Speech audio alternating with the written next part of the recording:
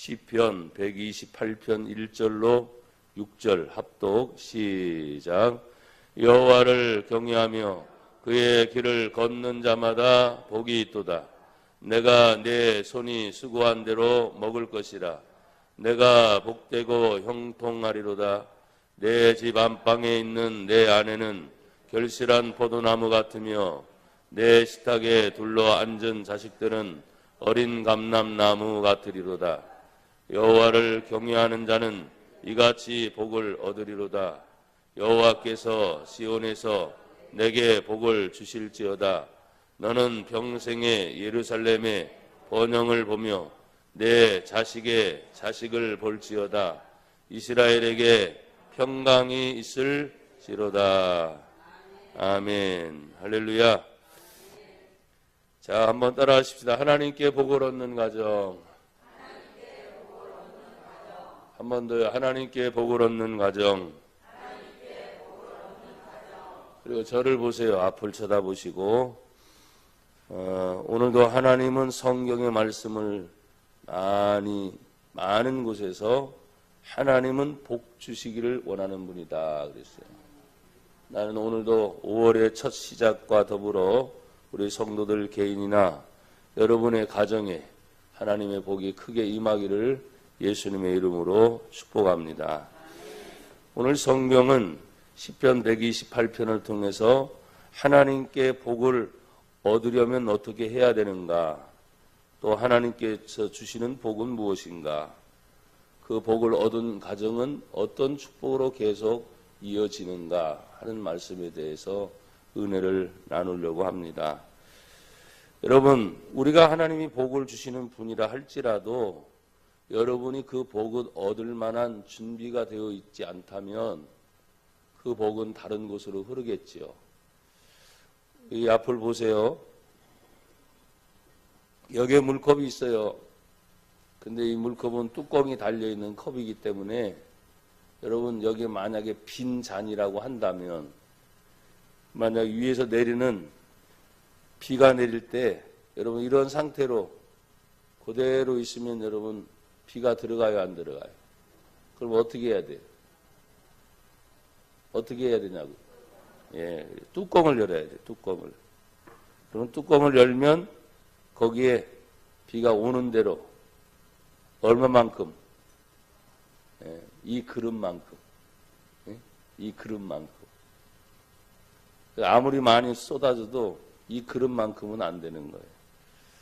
그러니까 가장 중요한 것은 오늘도 예배를 드리면서 여러분의 몸이 여기에 있지만 따라합시다. 먼저 마음의 문을 열자. 그게 중요해요. 마치 지금 뚜껑을 열듯이 여러분의 몸이 여기 있지만 지금 보고 듣고 생각하는 이런 모든 마음의 문을 활짝 열어놓으시기를 바랍니다. 근데 여러분 그 그릇만큼이에요. 그 그릇만큼. 나는 여러분의 그릇이 얼만큼 큰지는 모르지만 여러분의 그릇만큼 하나님께서 오늘도 말씀을 통해서 채워주실 줄 믿습니다. 여러분, 하나님께 복을 받으려면 당연히 하는 일이 첫 번째는 128편 1절에 보니까 누구를 경외하며 여호와를 경외하며, 4절에도 보니까 누구를 경외하는 자? 여호와를 경외하는 자는 이같이 복을 얻으리로다 그랬어요. 여호와 하나님을 경외하는 것. 그러니까 여러분들이 하나님께 복을 받으려면 하나님을 향하여 경외하는 마음이 있어야 된다. 경외는 첫 번째는 높여드리는 거예요. 높여드리는 거.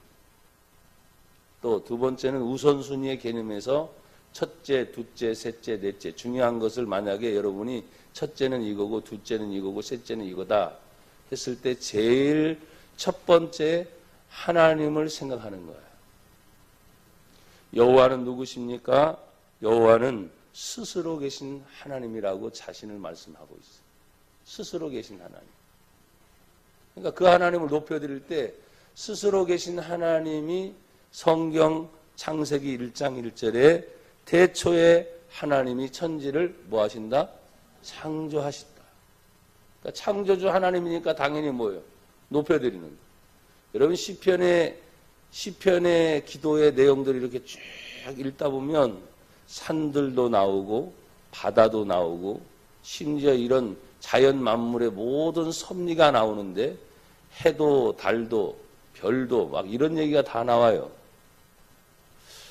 그래서 그 내용을 이렇게 읽다 보면 천지 창조의 주인인 그 하나님을 향하여 모든 자연 만물이 뭐 하고 있을까요? 찬송하고 있어요.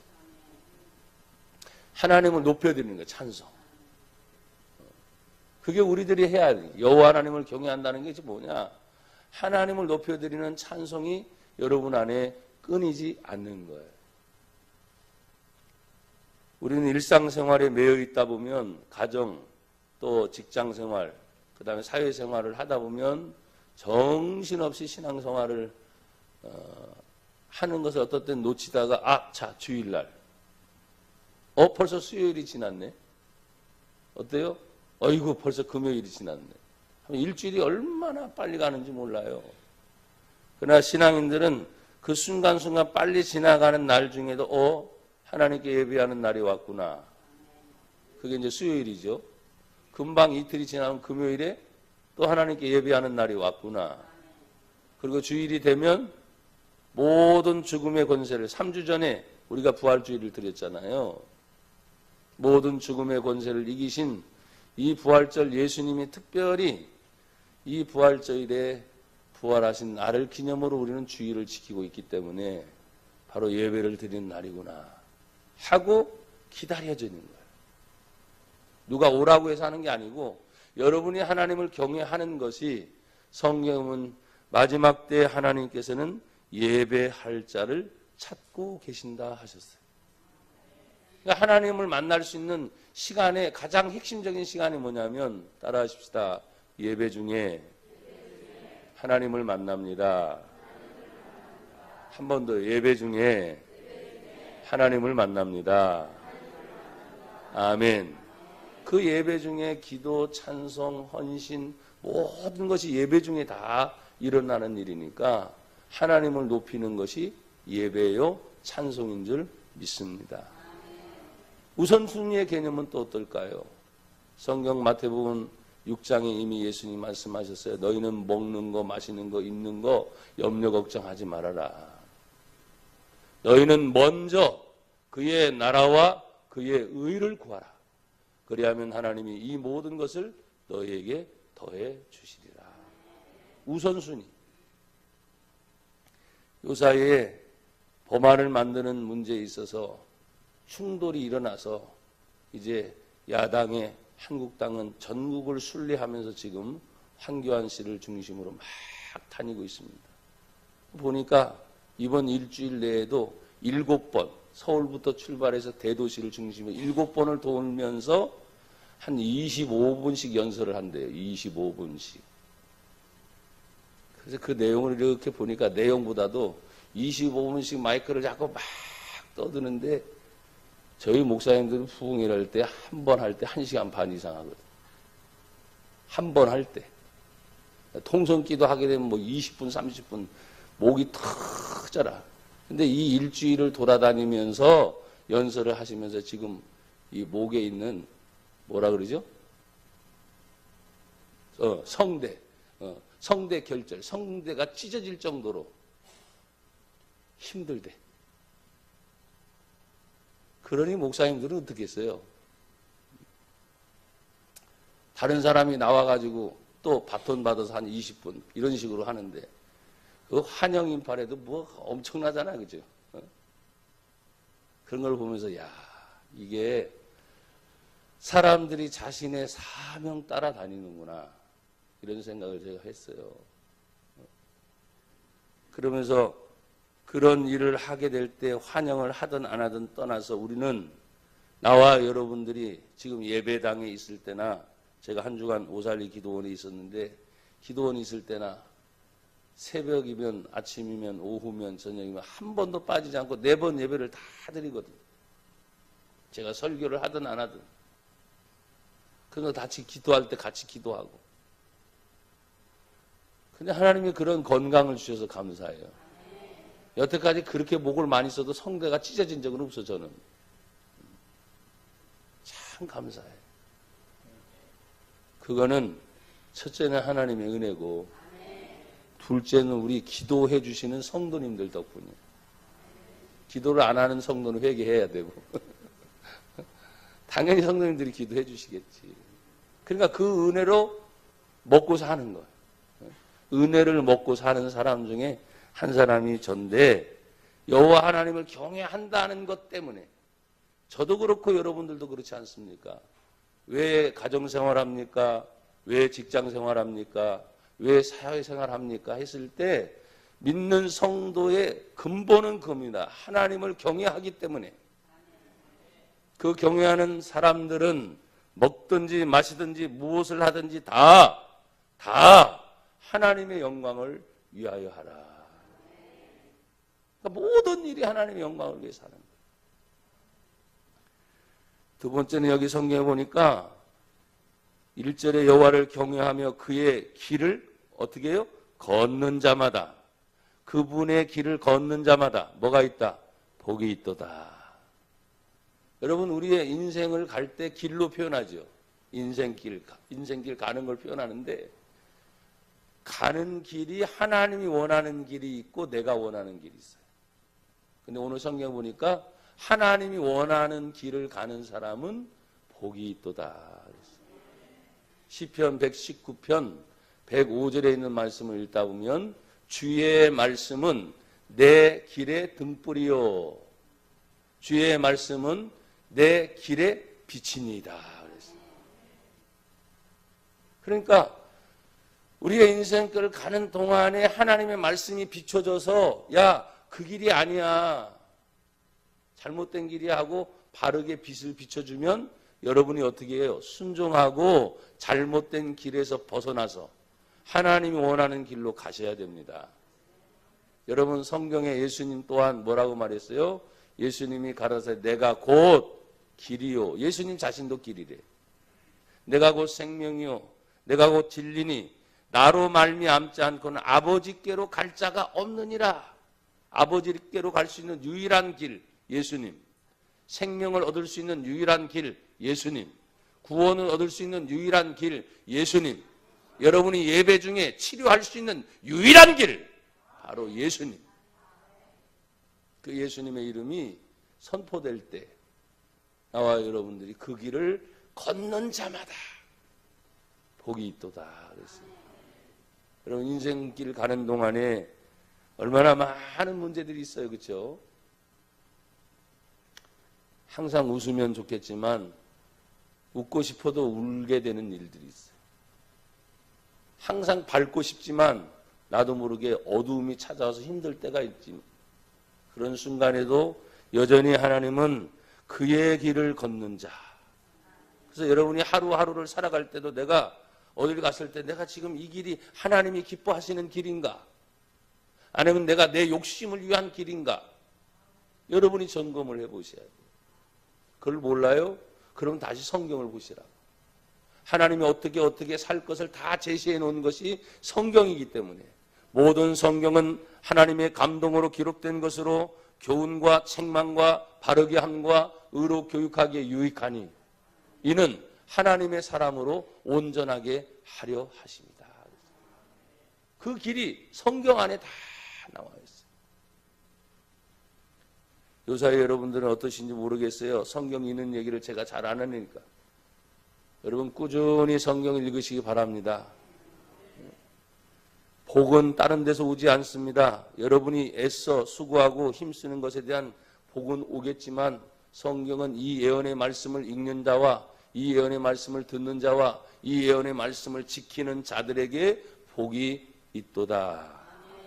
계시록 1장 3절에도 분명히 얘기했어요. 그러니까 복을 하나님이 주시기를 원할 때 그 길을 걷는 것. 또 복이 어떤 때 임하냐? 여러분, 게으르면 안 됩니다.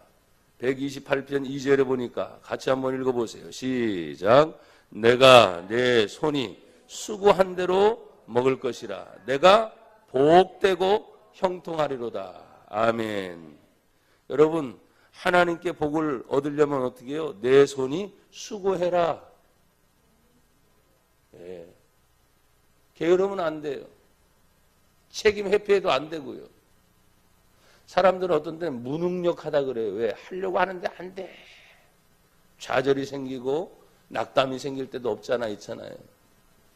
그런데 어떤 때는 젊음이 힘일 때가 있어요. 젊으니까 어떤 때는 부딪히면서 막 하는데 벌써 이제는 40 중반, 나이가 50이 넘어가서 60이 들으면 또 힘들어진대. 근데 성경을 읽다 보면 나이의 개념을 초월할 때가 많아요, 안 많아요? 많아요. 여호수아 장군과 갈렙이 같은 나이 또래입니다. 하나님께서 가나안 땅을 정복하라고 했을 때 가나안 땅을 정복하는데 기름진 땅, 평야, 좋은 땅들은 서로 가서 막 싸우면서 하나 둘씩 차지하기 시작했는데 아직도 저 산중에 있는 그 꼭대기에는 아주 깊은 산이거든요. 근데 거기엔 또 용사들이 지키고 있는데 거기 가서 싸울 용기가 없어. 그때 갈렙은 말합니다. 내 나이 지금 80이나 몇이나? 우리 성도 중에 아직 80이 있어요, 없어요? 80이 안 된 분들은 회개하셔야 됩니다. 아셨죠? 어? 내 나이 아직 80이나. 아직도 옛날처럼 하나님이 나에게 건강 주시고 나에게 힘을 주셔서 내가 저 산지, 아무도 쳐다보지 않는 저 산지 내가 얻겠습니다. 그래서 그 찬송이 저 산지를 내게 주소다라는 찬송이 거기서 나오잖아요. 그러니까 나이 때문에 얽매이지 말아라. 환경 때문에 얽매이지 말아라. 하나님이 어떤 마음의 비전을 주면 하나님이 나와 함께 하심으로 내 나이 80이지만 예전 40대처럼 나는 할 수 있습니다. 저 산지를 내게 주시옵소서 하고 가서 그 산지를 차지한 사람이 바로 갈렙인 것처럼 이 세상 물론 호락호락하지 않죠. 하지만 하나님이 예전에 했던 것처럼 지금도 나와 함께 하십니다. 그 함께 하신 하나님의 힘으로 나는 할 수 있습니다. 여러분 믿음을 가지시길 바랍니다. 할 수 있거든이 무슨 말이냐? 믿는 자에겐 능치 못할 일이 없느니라 하셨어요. 나에게 능력 주시는 예수 안에서 내가 모든 것을 할 수 있다고 말씀을 하신 것처럼 여러분 내 손이 수고해야 된다. 제발 게으르지 말고 핑계하지 말고. 요즘은 과거하고는 좀 달라요. 오늘 본문도 마찬가지지만 과거는 농경 시대였어요. 지금 시는 산업화 시대니까 컴퓨터가 있고 뭐가 있다 보니까 이 시간의 사이클 자체가 안 맞는 거야. 낮에 나가서 열심히 수고하고 또 땀 흘리는 그런 노동이 있어서 밤이 되면 밥을 먹고 빨리 쉬어야 되는 그런 문화가 지금은 아니야. 그러다 보니까 밤새도록 다른 일을 하다가 새벽녘에 잠을 드니 여러분 어떻게 일어나겠어요? 요즘 애들이 거의 대부분 그렇잖아요. 주일날 교회 분명히 충분히 나올 수 있어. 근데 밤새도록 게임한대. 새벽에 잠든대. 그걸 부모님들이 타치도 못해. 왜? 건들면 그냥 아주 그냥 이게 이상하게 되니. 막 대드는 거야. 통제가 안 된대. 통제. 그러니까 참 안타까워. 하지만 그 부분까지는 지금 말씀을 드리는 뭐하고 여러분 여러분이 수고한 대로 하나님이 수고의 열매를 먹게 하신다. 여러분 수고해도 헛수고라는 것이 있죠. 수고했는데 열매가 없어 보세요. 얼마나 허탈합니까? 그렇지만 하나님은 수고한 자의 노력, 수고한 자의 땀을 기억하세요. 창세기에 하나님 앞에 범죄한 아담이 이제는 보십시오. 그냥 그대로 저주하고 죽을 수도 있지만 기회를 주세요. 땅이 너를 거역하여서 엉겅퀴가 나고 가시가 날 것이지만 네가 그래도 얼굴에 땀이 나도록 수고하는 노동의 대가는 하나님이 주신다 안 주신다? 주신다. 죄를 지은 인간이어도 먹고 살 수 있는 길은 열어주셨다는 거예요. 그게 뭐냐? 수고의 땀을 흘리는 거예요. 잠언에 있는 말씀을 읽다 보면 이 게으른 자여 개미한테 가서 배워라. 개미는 뭐예요? 부지런함이죠. 부지런함. 네가 만약에 일하기도 싫거든 수고하기 싫거든 먹지도 말아라. 이게 성경의 가르침이에요. 여러분 5월 한 달 동안 가정을 보면서 여러분의 일을 하면서 물론 최선을 다하고 수고하시는 분들에게는 더 큰 은혜가 임하길 바라고, 혹시라도 게으르거나 나태하거나 무엇 때문에 나는 못해 이런 변명을 늘어놓지 말고 여러분의 주어진 환경 속에 최선을 다해서 시간 관리하시고 건강 관리하시고 모든 관리를 잘해서 성경이 복을 주신다잖아요. 네 손이 수고한 대로 먹을 수 있는 복을 하나님이 주신다 하셨습니다. 여러분 하나님께서 주시는 복은 어떤 복입니까? 오늘 2절 마지막에 보니까 따라합시다. 복되고 형통한 복입니다. 복되고 형통하다. 형통의 의미는 뭡니까? 가는 과정이 비록 힘들고 어려울 수도 있어요. 그런데 그 문제가 마침내는 풀려서 모든 것이 합력하여 선을 이루는 겁니다. 그 말의 의미는 뭐예요? 좋은 열매를 또 좋은 결과를 가져오는 거예요. 그래서 실패를 두려워하지 말라는 거예요. 어떤 때는 좌절하는 것도 두려워하지 말라는 거예요. 너희 속에 행하시는 분이 우리 속이죠. 우리 속에 행하시는 분이 하나님이시니까. 하나님이 하나님의 기쁜 뜻을 위하여 너희 안에 소원, 꿈과 비전을 두고 행하게 하시는 분이 하나님이시다. 그러니까 모든 일을 할 때 원망하는 일이나 시비, 잘했어 못했어 자꾸 그런 일로 여러분이 후퇴해서는 안 돼요. 원망하지 말고 감사합시다. 자꾸 시비 걸지 말고 잘했다 못했다 하지 말고 잘못된 걸 빨리 회개하고요. 잘된 것은 바라보면서 계속 전진이에요. 믿음은 전진. 후퇴가 없어요. 여러분의 인생의 나이도 절대로 뒤로 가는 법이 없죠. 대다수 사람들은 어느 정도 위치에 가서 잘한 사람들은 잘한 것 때문에 또 하면서 더 잘할 걸 후회한다는 거예요. 조금 더 잘할 수 있을 텐데. 근데 못한 사람들은 못한 사람대로 내가 그때 좀 더 잘할 걸. 제발 여러분 후회하지 말고 매일매일에 감사하고 앞날에 대한 비전의 꿈이 하나님이 나에게 있구나. 더 감사할 수 있기를 축복합니다. 바울은 인생의 나이에 대해서 이렇게 설명했습니다. 내 육신이 점점점 후패 늙어가니까. 하지만 그 자신이 하나님 앞에 은혜를 받은 영적인 사람에 대해서는 내 영혼이 날로 날로 새로워지는도다. 풍성한 은혜를 받을 수 있다는 거지. 여러분 보십시오. 하나님께서 주시는 복은 어떤 복인가? 5절에 있는 말씀을 읽다 보면 이런 말씀이 있습니다. 여호와께서 시온에서 내게 뭘 줘요? 복을 주실지어다. 아멘. 그 시온의 복이 너는 평생 동안 예루살렘에 무엇을 보며? 번영을 보며. 할렐루야. 평생의 번영의 복을 볼 것이다.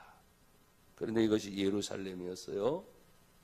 이스라엘 백성들은 시오니즘이라는 것이 강합니다. 민족을 이끌 수 있는 힘이죠. 그것은 뭐냐면 하나님이 특별히 이스라엘이라는 나라를 하나님이 선택하셨다. 그러니까 우리는 하나님의 백성이다. 이것이 굉장히 강합니다. 정신적인 것 같아요. 그러니까 그 정신의 능력이 하나님을 향하여 있는데 하나님은 항상 예루살렘을 봅니다. 예루살렘의 중심은 뭡니까? 따라합시다. 예루살렘은 하나님의 성전이 있고 하나님의 성전은 예배하는 곳입니다. 아멘. 네가 평생에 예루살렘의 번영을 본다는 것은 하나님의 교회가 세워지는 곳곳마다 사실 유럽을 보십시오. 아메리카를 보십시오. 이 대한민국을 보십시오. 불과 1988년 31년 됐네. 작년에 30년 되면서 동계올림픽 두 번째 올림픽을 두 번을 치렀죠. 예. 불과 30년 전 40년, 50년. 제가 이제 50 중반이 돼가니까. 제가 어렸을 때 40년 전 생각하면 10살로 생각해도 제 나이 때만 해도 배급을 받아 먹었어요. 초등학교에서. 힘들었어. 강원도에서 공부할 때는 물론 외딴 곳에 제가 살기도 했지만 전기가 들어오지 않은 곳이 있었어요. 그래서 한 1년 가까이는 집에 전기가 안 들어오니까 그게 초등학교 3학년 때예요. 호롱불 밑에서 공부를 했어요.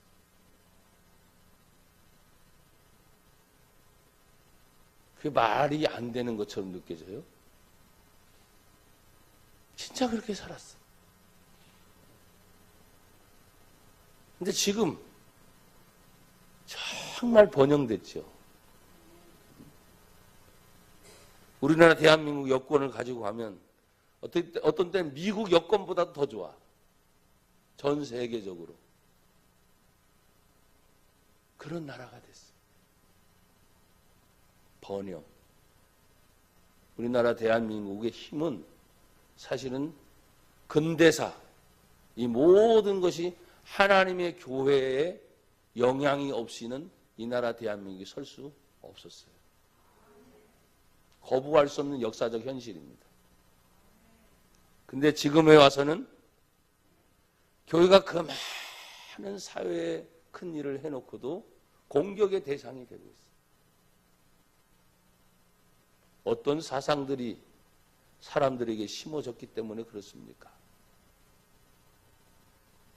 믿는 성도들이 정신 바짝 차리고 교회가 정말 하나님이 원하는 교회 되도록, 예배가 정말 하나님이 기뻐 받으시는 예배 되도록 여러분이 힘쓰셔야 돼요. 내 평생의 번영을 보는 것이 예루살렘을 통해서 볼 것이다. 근데 그 평강의 복이 또 6절을 읽어보세요. 다 같이 시작. 내 자식의 자식을 볼지어다. 이스라엘에게 평강이 있을지어다. 아멘. 그건 국가에 대한 겁니다. 이스라엘 하니까. 이 나라 대한민국이 평강이 임하게 하여 주시옵소서. 왜 아멘들 안 하셔? 대한민국 국민 아니에요? 이 나라 대한민국에 평강이 임하게 하옵소서. 여러분의 가정에도 평강이 임하게 하옵소서. 그런데 지금 일어나고 있는 많은 문제들, 그만큼 잘 살게 된 나라라고 얘기하되 뭐 자살률, 이혼율, 또 술 판매량, 이런 것들이 세계 1, 2위를 다투고 있어요. 가정 파괴부터 시작해서. 그러니 교회에 와서 어떤 때는 목사가 서서 이혼의 문제에 대한 설교를 하기도 민망할 정도로 가정들이 엉망진창일 때가 많아요. 여러분, 오늘 분명히 하나님 말합니다. 내가 내 자손의 자손을 볼 것이며 이스라엘의 평강의 복이 임할 것이다. 우리나라는 지금 굉장히 잘 사는 것처럼 여러분 착각하면 안 됩니다. 극한의 대립을 하고 있는 북한과 이 대한민국과의 사이에 어떤 문제들이 해결이 안 되면, 제가 늘 말씀을 드렸지만 모두가 통일을 원하지만 그 통일이 쉽게 되는 일이 아니에요. 한 국가가 되려면 그 나라 안에는 두 체제가 존재할 수는 없어요. 한 나라가 되려면 분명히 민주주의든 아니면 공산주의든 둘 중에 하나여야 해요. 그러나 지금까지 바라봤던 6.25 전쟁 후에 아직 70년이 되지 않은 이 때를 바라보면 극명하게 보여주고 있잖아요. 공산주의가 얼마나 무섭고 얼마나 악랄한지를, 그리고 민주주의 속에서 이 대한민국이 작은 땅덩어리가 얼마나 그 사이에 잘 먹고 잘 살고, 아멘, 번영이 되고 풍성했는지 역사가 증명해주고 있어요. 그러니까 1950년에 일어났던 전쟁이 지금 내년이면 횟수로 70주년 되는 기념, 내년. 올해 69년이니까. 불과 얼마 안 된 거다. 여러분, 제가 가정주의를 여러분에게 지금 설명하면서 하나님이 주시는 복은 복되고 형통한 복이고 예루살렘을 통한 번영의 복이고 이스라엘에게 평강의 복이 평생에 이어질 뿐만 아니라 자손과 자손의 대를 이어서 나타날 수 있는 하나님의 복이라고 한다면 이 나라 대한민국 끝까지 자유민주주의. 아멘. 그리고 만약에 통일이 된다 할지라도 하나님 예수님의 복음을 자유롭게 전할 수 있는 복음 통일이 되게 하옵소서. 저 북한 땅에도 마음껏 자유롭게 교회가 세워질 수 있는 그 날에 속해 오게 하옵소서. 여러분, 교회가 세워지면 얼마나 좋습니까? 교회가 세워진 사람들은 자꾸 이상하게 생각해. 너무 투기꾼들이나 경제에 민감한 사람들이 얘기해. 나는 지금까지 교회를 세워놓고 어떤 상가를 가든지 뭐하든지 교회에 가면 주변이 깨끗해져. 깨끗해진다고. 1층, 2층 청소를 안 해도 교회 사람들은 다 청소해. 모여가지고 좀 집회하면서 시끄럽다고? 그 시끄러운 걸 못 이겨? 카바레에서 밤새도록 떠들어가면서 뭐 확성기 틀어놓고 돌아다니는 그런 사람들 아무 얘기도 안 하면서. 그러니 이 사회가 지금 뭔가 이상하게 거꾸로 가고 있는 거예요. 그리고 교회에서 모여서 우리가 우리만 잘 살겠답니까? 나라와 민족을 위해서 기도하지. 가정을 위해서 기도하지. 지역 사회를 위해서 기도하지. 잘 되게 해달라고. 망하게 해달라고 한 번도 기도해 본 적 없어 우리. 그리고 또 여러분과 제가 받은 은혜가 있으면 뭐예요? 하나님 나눠줄 수 있도록. 그렇죠? 그런 걸 가르치잖아요. 사랑을 가르치고. 하나님 앞에서 받는 이 평강의 복이 개인에서부터 가정으로부터 자손에 이르기까지 그리고 교회와 나라에 이르기까지 하나님의 복은 굉장히 확대되고 있는 것을 지금 볼 수 있습니다. 마지막 하나님께 복을 얻은 가정으로 돌아와서 오늘 시편 128편은 이렇게 말합니다. 3절에 같이 읽어보세요. 시작. 내 집 안방에 있는 내 아내는 결실한 포도나무 같으며 내 식탁에 둘러 앉은 자식들은 어린 감람나무 같으리로다. 아멘. 하나님의 복이 아주 구체적으로 드러나고 있어요. 내 집 안방에 있는 내 아내까지. 결실한 포도나무다. 근데 우리 아내들 정말 그래요? 여러분 안방에 들어가니 행복해요?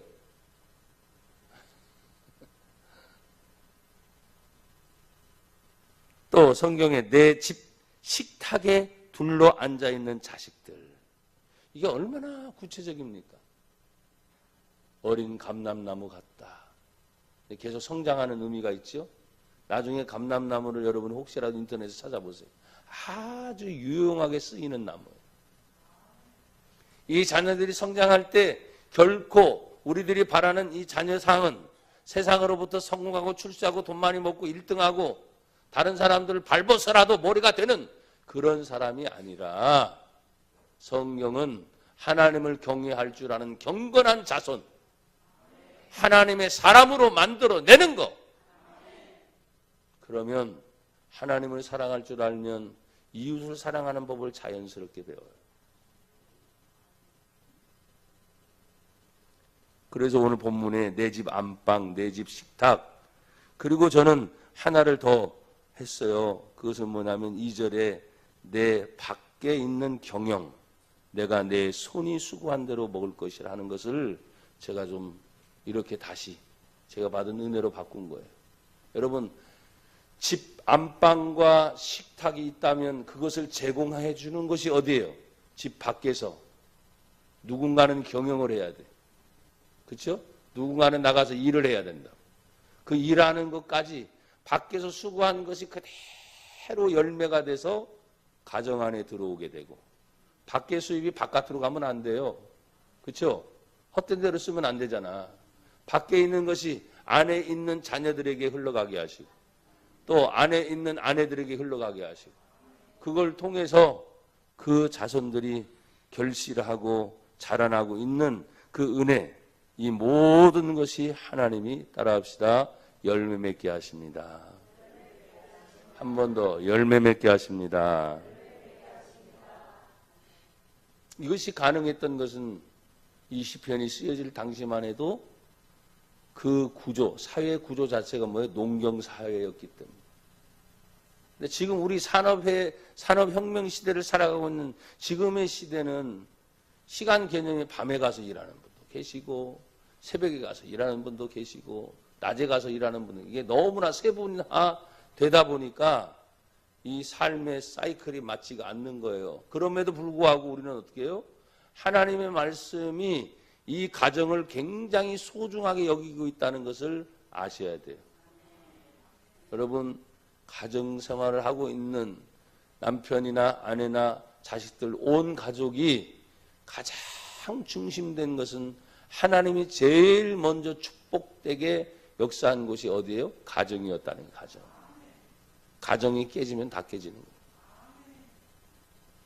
그래서 가정 안에서 여러분이 같이 올 한 달 동안에도 은혜로운 삶이 되기를 바라요. 또 남편과 아내, 자녀들 사이들이 어떤 때는 자꾸 어그러지고 깨지고 잘 안 맞는 경우도 굉장히 많죠. 근데 이것이 사실은 사회적인 악영향도 없지 않아 있어요. 사실은. 교육의 시스템의 문제도 사실 많고 너무너무 개인주의고 이익주의고 말세가 되면 점점점 잘 사는 것처럼 사람들은 생각하는데 이미 성경은 예언하고 있어요. 말세가 되면 고통하는 때가 이를 것이다. 제일 먼저 자기를 사랑하며 두 번째 돈을 사랑하며 무정하며 부모를 거역하며 어쩌면 성경에 그렇게 구체적으로 나와 있는지 몰라요. 나중에는 하나님을 사랑하는 것보다 더 돈을 사랑해서 세상으로 자꾸 가는 거예요.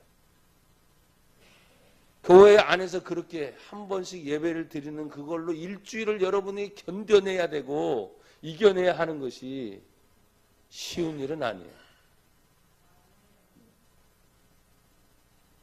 이 신앙이 보이지 않는 영적인 내적인 힘이거든요. 이 힘을 강하게 하지 않는 이상 여러분들은 외적으로 보이는 거 듣는 거 이게 너무나 강하게 우리에게 다가오니까 잘 이겨내지 못하는 거예요. 그렇지만 내 내면의 세계가 지금 하나님이 나와 함께 하시면서 개인과 가정과 또 교회와 나라와 민족까지 지금 복을 주시기를 원하는 하나님의 말씀이 우리 안에 딱 새겨져 있을 때 내가 그 길을 가는 동안 하나님이 주시는 복은 변함이 없을 것입니다. 그래서 이번 한 달 동안도 특별히 여러분 가정을 잘 돌보면서 하나님의 복을 받기를 축복합니다. 하나님 감사합니다. 오늘도 여호와를 경외하는 자는 이같이 복을 얻으리라 하셨사오니 복을 얻는 가정이 되게 하옵소서. 복을 얻는 우리들이 되게 하옵소서. 복을 얻는 우리 교회 되게 하옵소서. 하나님의 복을 얻는 이 나라 대한민국이 되게 하옵소서. 예수님 이름으로 감사하며 기도드립니다. 아멘.